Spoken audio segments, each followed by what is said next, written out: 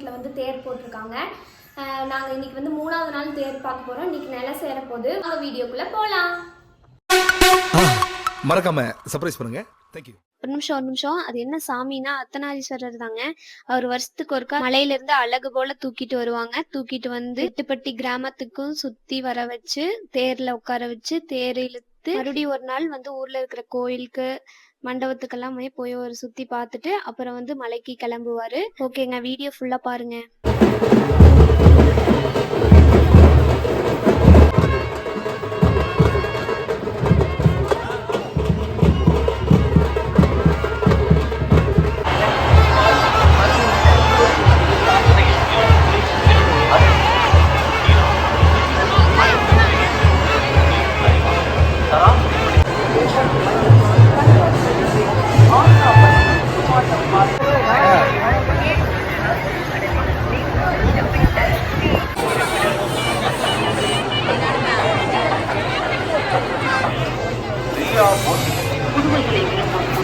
Sir அது மேலே இருக்கிறீங்களா?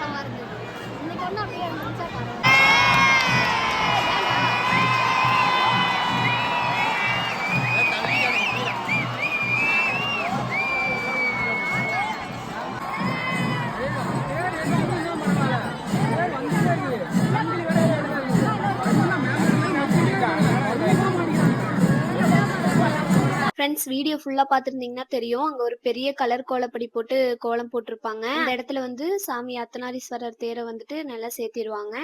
நிலை சேர்ந்துருச்சு அப்படின்னா சாமிக்கு வந்து தீபாராதனை காமிச்சு பூசை பண்ணுவாங்க.